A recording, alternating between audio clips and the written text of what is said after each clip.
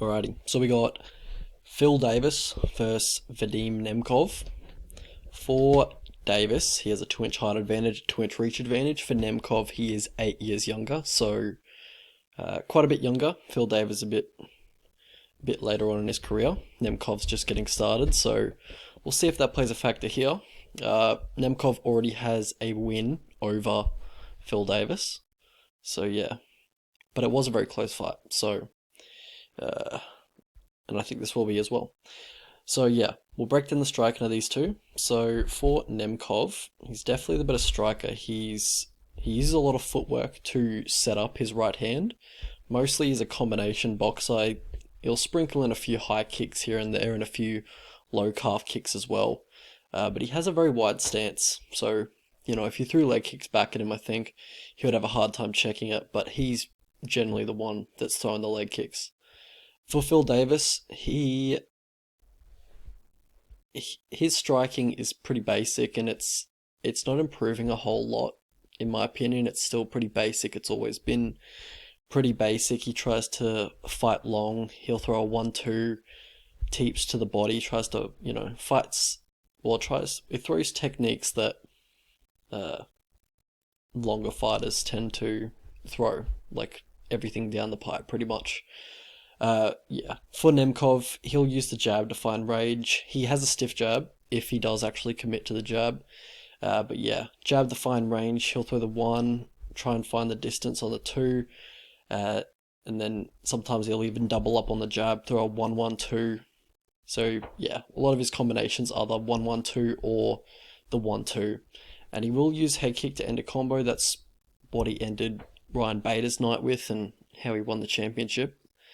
But yeah, as I said before, he will throw the low calf kick. Phil Davis, very heavy on the lead leg. And he doesn't check them either. So yeah, it's a little concerning. And Phil Davis, he will frequently overextend on his strikes. As I said before, he likes to fight long. But if he misses one of those teeps to the body, he is in range for say a Nemkov straight right. In the grappling, I think it gets real interesting. Alright, so Nemkov had success last time. He got the body lock on Phil Davis. I think he suplexed him. But he does have a nice suplex anyway. If he didn't land it in that fight, he has landed in other fights. He's very strong in the body lock position. He will shoot a double. He will drive a double to the fence to, complete the double leg. Hits the knee tap to finish a double leg as well. He's got pretty good wrestling. For Phil Davis, he had a very accomplished amateur wrestling career. He flows effortlessly through positions, doesn't ever really commit 100% to one takedown, like in a scramble or on the fence. A lot of the time, he's just looking to go from position to position, and then in the transitions, trying to make you bear his weight, especially against the fence. So if he gets the wrestling ride, he'll look to make you bear the weight. Mat return you a few times, a few little trips in the clinch. But yeah, that's where he kind of wants it to be. Just in those clinching situations, in those wrestling transitions, that's where he's definitely most comfortable. He's also got the nice outside leg trip in the clinch. When he does get you down, he likes to be in side control, and he will look for that Kimura from side control. So, interesting the wrestling between these two, because they both have very good wrestling. Alright, so how these guys win fights. So Nemkov, he's got, a bit of power in that right hand. He's got good offensive wrestling. He can get himself in a few, positions that could get him in trouble in this fight, like defensively wrestling. But Phil Davis, he has a solid wrestling foundation. He has good takedown defense, and he has good defensive grappling, so it's really hard to keep him on bottom or, beat him from position to position. How these guys lose fights. So for Nemkov, he slows down after 2 rounds. Even in low pace fights.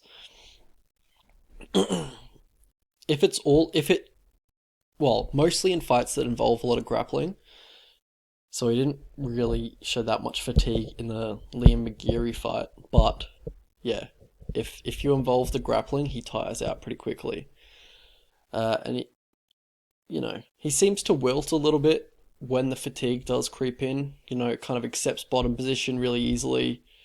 He just didn't get up. He didn't get up at the end of the round of against Jiri Prognetsova, or however you say his name. Jiri, we'll just say. He was on top position, just kind of ground and pounding Jiri, and then he just couldn't answer the bell for the second round. It's like, come on, yeah, I don't know. But I think him becoming the champion wasn't the greatest thing that happened to him, in my opinion, because now he has to fight these 5-round fights, and I don't think his cardio is very good at all. For Phil Davis, he has low volume on the feet, and his striking is just basic, as we talked about before. He's not going to beat anyone with his type of stand-up on the feet, and yeah. Especially at this level. So, yeah. He doesn't use his wrestling enough anymore, in my opinion. I think he's an elite wrestler, and he probably should use it a little bit more than he does. Alright, so past the victory for these two. For Vadim Nemkov, I'd like to see you pace yourself a little bit. Phil doesn't have the craziest volume, so you can kind of pace yourself here. Like, you can go jab for jab, you can mix in a 2 every now and then, but, you don't have to be going crazy with volume. Also leg kicks as well, but just be efficient with it. Don't go to the well too much. Well, just don't throw them too much. So you can keep your cardio.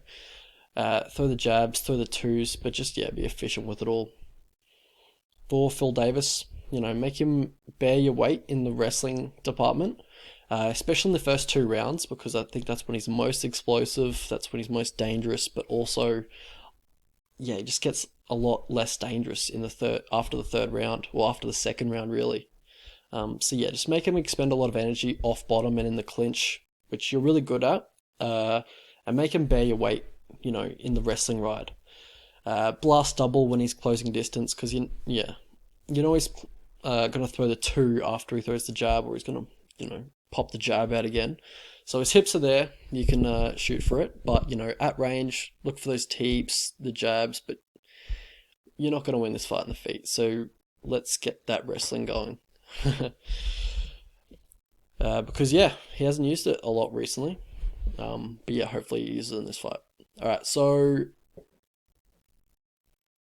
how I see this one going, I don't disagree with the decision in the first fight. It was a split decision, but I think the judges got it correct, giving it to Nemkov. But I think Davis definitely could have won if he approached the fight in a different manner, if he used his wrestling a bit earlier. Nemkov's only been to the third round twice in his career. He's got a 1-1 record in those fights. That was the Phil Davis one, was the one he won, and then the Carl, I'm not sure how to pronounce his name, but he's the Swedish chap from Bellator. And he lost that fight by split decision. This is a 5-round fight, and Phil has shown to be extremely durable throughout his career. Well, he's never been finished. He is getting up there in age, but I don't think he's ever been hurt. I don't think he's ever been knocked down in his career. He took Rumble shots. That whole fight was on the feet, and he didn't get knocked down by Rumble. Rumble's got crazy power. Like Ngannou. Probably put Rumble just below Ngannou in terms of pound for pound power. I think Davis looked like a much fresher fighter in the first fight. Not sure why, but Davis has recently decided he's going to be a striker ever since joining Bellator. I think he's much better wrestler and grappler in general than Nemkov. Nemkov had success in the first fight with the body lock position, and he is very strong there with his mat returns and his suplexes. But overall, I think Davis is a much better grappler, and I think he just needs to watch out for that body lock, or when Nemkov gets a wrap of his arms around you, and that's pretty much the only position you need to worry about with Nemkov's offensive grappling. But all in all, I think position, Davis can beat him really easily, especially later on in the fight. But I think, Nemkov takes it on the feet. It could get close though, especially later on the feet. when they're just going strike for strike. You know, not too much pop to Nemkov strikes, but Davis is kind of low volume as well. I edge Davis in the wrestling. It's not a blowout. It's not a huge edge, but I think Davis is better wrestling. You know, I think Davis has a massive cardio advantage though. I don't think if Nemkov doesn't get the finish, you're banking on him winning the first 3 rounds unanimously and not conceding any 10-8s later in the fight to make it a draw. Or, you know, Davis winning a decision like that with a few 10-8s. But yeah, you know, betting on Davis can be frustrating because he might not use his wrestling.